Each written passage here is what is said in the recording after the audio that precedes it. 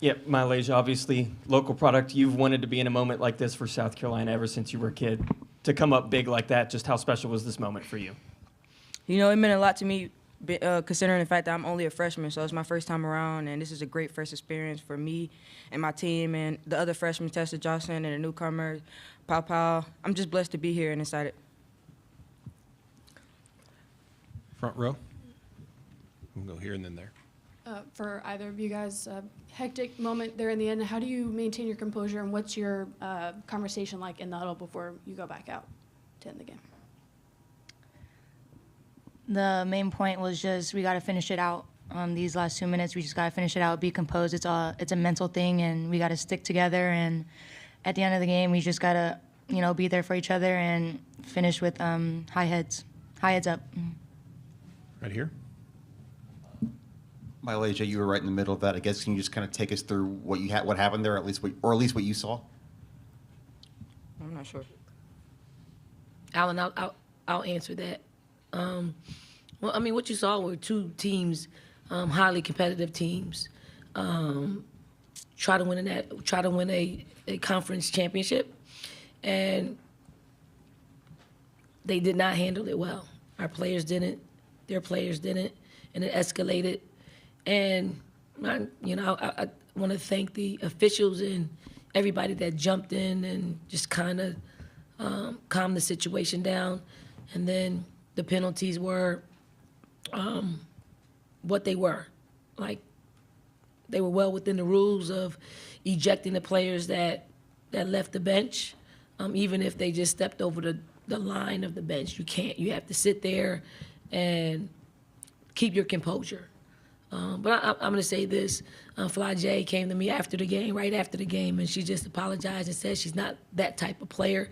And I really appreciate that. It's something that somebody won't ever hear if I didn't say anything. And she's not. She's a really good person. Things just got escalated. I'll take responsibility for what happened from our side of it, which is we don't, we talk about these things as a team, and we try to, as much as possible, express to them how not to react in those type of situations.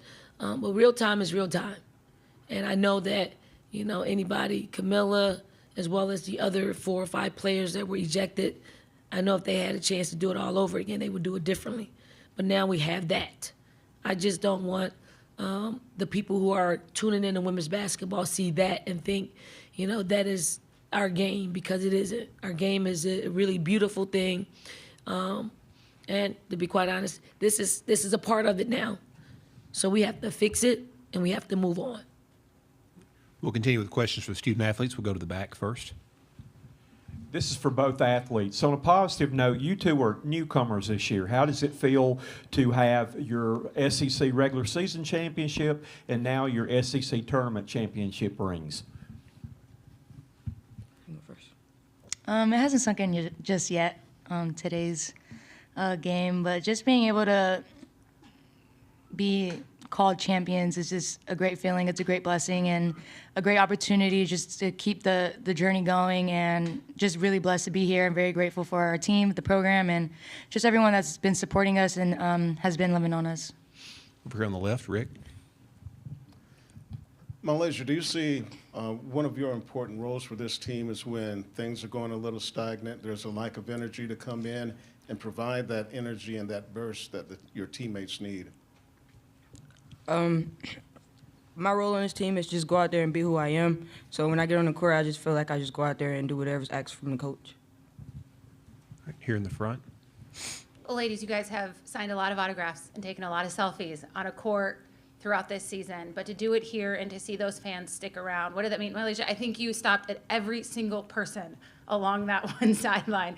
What was that moment like? What were the fans telling you in this moment with so much emotion around you guys? They were just telling us how far they traveled to see this game, how much they appreciate us, and how much they're happy for us. So I'm just appreciative to have great fans like we do. They come, they stick with us through thick and thin. I just feel grateful to just be in a predicament in a team like this. It's a blessing. Right, second row here. For MiLaysia, after the quarterfinal, you said that you were really nervous, but you said tomorrow it's not going to be that way. And obviously, you had a great semifinal and even better championship. Can you just describe your mentality going into these last 2 games that had you completely locked in? I feel like basketball is a confidence. That's the key to basketball. I feel like my confidence is out the roof when I step on the court. I feel like nobody can guard me, check me. So it's really a mind thing, and I just told myself that I have to lock in and play better. Stay in the second row. Powell, this team was on the biggest stage. You guys faced adversity in each game in different ways. Describe how closer this experience has brought this group heading into a run where you guys will have to go 6-0 to cut down the nets. Yeah, no, this is a first experience for everyone. As I said before, the emotions hasn't sunk in yet, and I don't know when that's gonna sink in, but it definitely brought us closer together. You know, they're family. I love them so much. We just love each other very, very much. We're just so genuine with each other. We trust each other. We support each other in every aspect.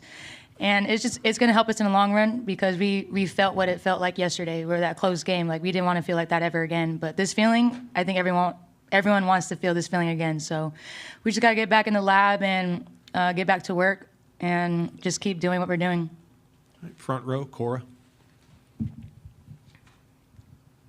Te-Hina, I wanted to ask you about MiLaysia saying she was going to be better the next 2 games. Just the way she impacted the next 2 games. What did you think of her poise, her confidence, and just the way that she got better with each game? Man, that's how she is. She's a superstar. She's a hooper. She's a baller. She's always going to come game ready. I'm super proud of her performance today. She stepped up really big for us, and I'm just really proud of her. She trusted the process. She's still trusting it. She's going to ride her journey, and I'm just super proud of how she was so composed today, and her confidence was out the roof, as she said. And when you got a player like Lay, you just got to let her go, be who she is, and just let her ride the wave. And I'm just super proud. Couldn't say any much. Front row. Of course. For either of you, what is that celebration like at the end of the game when you're missing half your team? Good question. It was heartbreaking. You know, we couldn't have done it without them. I mean, we're a team for a reason. We're a family, and it was really hard for us. Just a lot of emotions, and we really wanted them to celebrate with us. But we went back in the locker room, and you know, we did our little celebrations together. But it was really heartbreaking. But you know, we're a team. We're gonna bounce back from that and learn from our mistakes. We'll take a couple more for the student athletes. Second row, Pete. Te-Hina, this was another game where they came back at you. You know, they cut it to 1. I think it was up to 13. They cut it to 1 there. What did you guys do to dig in and kind of get this victory? We just told each other we got to lock in and just get a stop. Once you get a stop, you got to get a bucket, and we just got to keep doing that. You know, basketball is a game of runs, so they had their little run, and then we had our run, and we ended up on top. So we just got to keep being who we are. Take one more here in the front. MiLaysia, 10 points in that third quarter, and I don't think you missed a shot in that quarter. At what point do you realize that you're kind of in the zone and you can kind of take over a game like that when it is starting to get pretty tight? I really just be out there hooping, really. Honestly, I just be hooping. I feel like my team, they do a great job with giving me the ball when I'm open or getting me open, so I'm just thankful and blessed to have great teammates like I do. Ladies, thank you for your time. Thank you. Congratulations.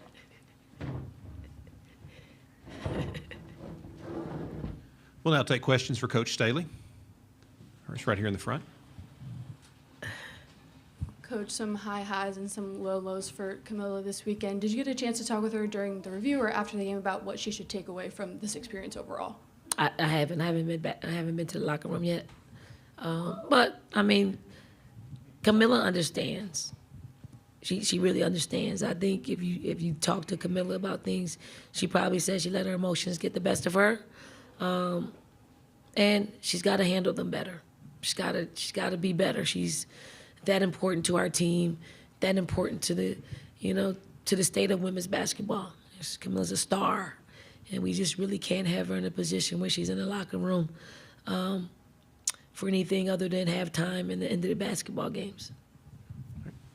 In the back, or second row first, then we'll go to the back. Coach, obviously, we've talked about Fulwiley multiple points during this season. She's had huge moments all year long, but this one may kind of take the cake a bit. What's it like for you to see her out there and be hooping, as she's saying?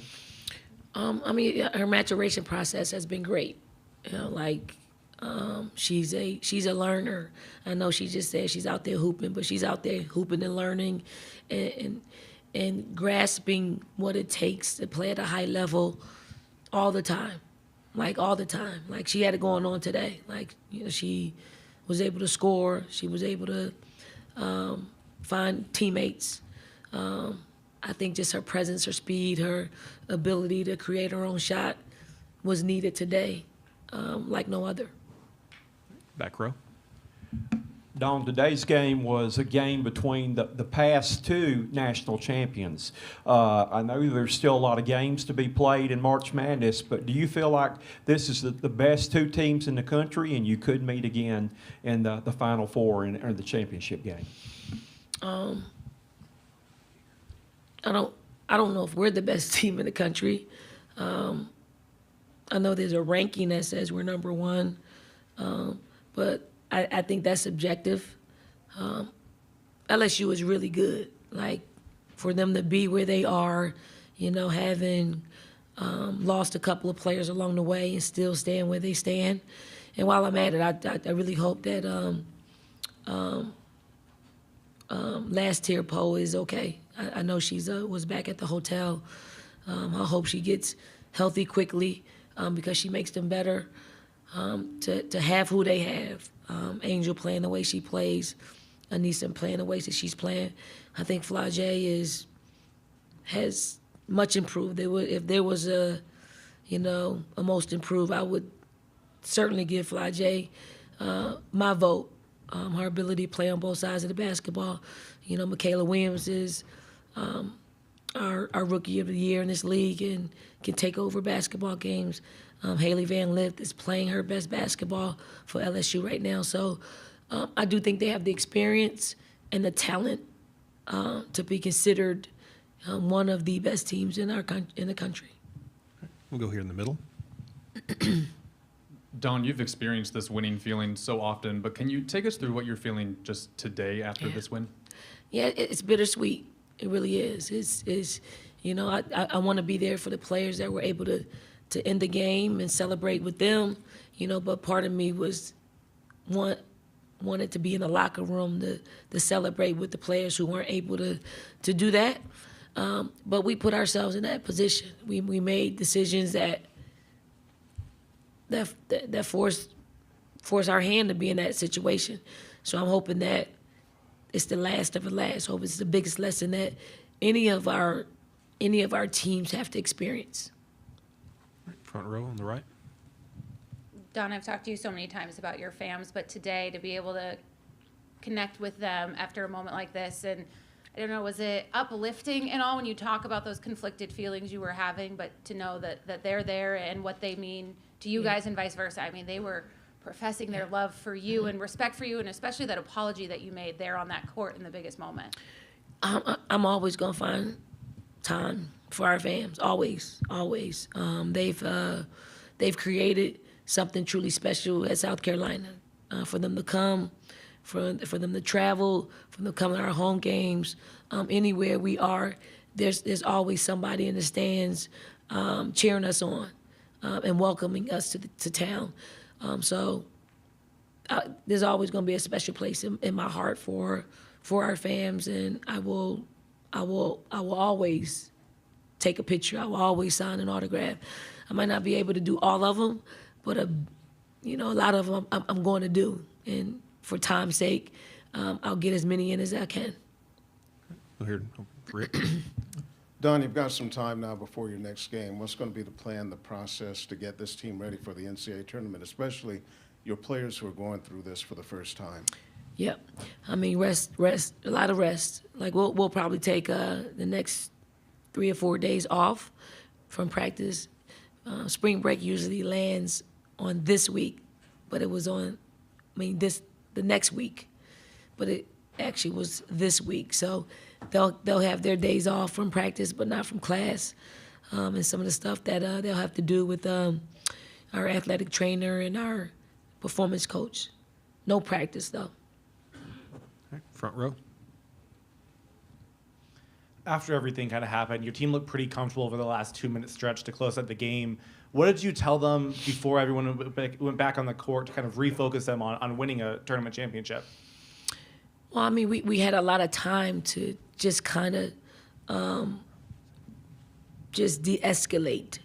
And, you know, before we knew exactly what was going to happen, I mean, I knew Camilla was gone. I knew she was going to be disqualified. I did not know we were going to have 4 other players disqualified because I was unaware that they left the bench. So we just talked about strategy, like what we wanted to do, what kind of ball screen coverage that we wanted to have, and what type of offenses that we wanted to run to milk the clock a little bit. You know, but just like LSU, they found themselves back into the basketball game, so we had to fight and claw to finish it. And I thought we did a great job making free throws at the end of the game, and Breezy hitting a couple of big shots to, you know, to give us a lead in where we didn't have to panic. All right. Second row. Don, you talked about, or you said multiple times how young this team is, but it was some of your youngest players, Tessa in the first game, then MiLaysia today. What does it say that this young core could show up in the big spots, and how critical was it for the experience that they got here for the run that's fast approaching? Yeah, I'm super proud of our youngsters. Their experience is a little bit different than when some of our experienced players were youngsters. Like, they have to play for us, and you know, if you ask them if they saw themselves playing how they're playing today, like 3 months ago or 4 months ago before the season, I'm sure they would say no, because their heads were spinning about the pace of play, about, you know, how we implement offenses and defenses, and just the pace of, you know, what we need to learn. It took them a while to actually acclimate to that, but now that they have it, and they put in a lot of work to get to where they are, like, it just doesn't happen overnight. I'm sure they would have wanted to happen overnight. It just doesn't. Like, as much as we saw them perform the way they have in this tournament, there's been, you know, times where they didn't perform, and there'll probably be more times that they won't perform up to that level. So it's just learning how to maintain that high level of play, and only experience will teach them that. Take 2 or 3 more right here at front on the left. Don, it's the second straight game in a row that, you know, is coming down to the final few minutes, and, you know, fighting off a massive comeback yesterday and then fighting off a smaller one today. What have you kind of learned from your team here in these last 48 hours about how they fight off teams and how they close out a lot of these games? I mean, they're pretty poised. They feel like their competitiveness goes to another level. You know, when a game gets close, and they don't panic. You know, I think a lot of it is just how close they are. They don't want to let each other down. They don't. They hold each other accountable. Like, this is probably the team that holds each other more accountable than any team that I've been around. And maybe that's the trick, is that some of the things that we're addressing in a timeout, they've already addressed on the court. So they're already talking about what happened out there on the way back to the bench. So it's pretty cool to see the closeness of this group, and this group really just getting each other. And they also will definitely encourage, and they surely would, you know, have multiple conversations about something they did that deserves a highlight or a pat on the back. They do that a lot as well. Front row, Cora. I know you just talked about their poise, but specifically today was a super long review, and, you know, only to have 6 players to finish the game. What do you feel like it said about your team that the players that, you know, were finishing the game did it, even though it was tight, and they, you know, overcame that, you know, everything that happened in a super long break? I mean, they are free. Like they play without pressure, and it's the most amazing thing. Like, you know, even I put pressure on them. You know, I put pressure on them probably at some point in each game, and they look at me, and the other ones that I'm talking to, well, aren't talking directly to, they're encouraging them. They are holding them accountable for it. So it's they're resilient. You know, I'm happy for them, but I also know that you can't keep winning the close games at some point. You know, the law of averages say, I mean, you gotta build a lead. You gotta keep a lead if you can get one. Take two more, start in the front. You mentioned the uniqueness of this group and the accountability a couple times. Was there a point over the summer, maybe early in the year, where you kind of realized that this group had something specific like that the other ones haven't? No, because I learn each day. There is something that makes me just like, and they don't even know it's happening. I'm just listening. It's conversations that they have in the locker room because they're loud. It is, you know, if I watch them in practice and they're whispering to each other about what's happening out there on the floor, well, that's what I think they're talking about. It's just really cool to see, and it's, you know, it's genuine. Like it's genuine. Like you can have some teams in which, you know, they have cliques and they get along with this clique and it could lead to some dissension, you know. And I mean, this team, they do have cliques, but they integrate like it's the most beautiful, amazing thing that this team has, the chemistry that they have and they've created from the very beginning until now has been really refreshing to be around. All right, last one, Pete. Dawn, you've got to have some conflicting emotions about the way this unfolded, in the sense that, like a parent, you may not be happy with one of your children did, but if they're standing up for their sibling, you know, part of you is really proud of that too. I mean, you talk about how close this team is. Yeah. You know, they showed they stood up for one another, no matter what the situation was. That's got to be it's got to be something to balance there. Yeah, there is, and you know, a lot of people ask me to compare last year's team to this year's team. That would have never happened in last year's team, you know, because they would have been so political about it. If that would have happened, and Aaliyah would have probably just been the referee and just kind of, no, don't do that. Like, and then you got this team that they're protectors. So yeah, it's a bittersweet. Like, you want them to protect their sisters at the same time. You want them to do it in a way in which you don't get penalized, and you're not in a position to not be able to celebrate, which is something super hard to do. Like super hard to do, to win an SEC tournament championship. So we'll talk about it, but I know they will draw strength from it, and they'll get closer.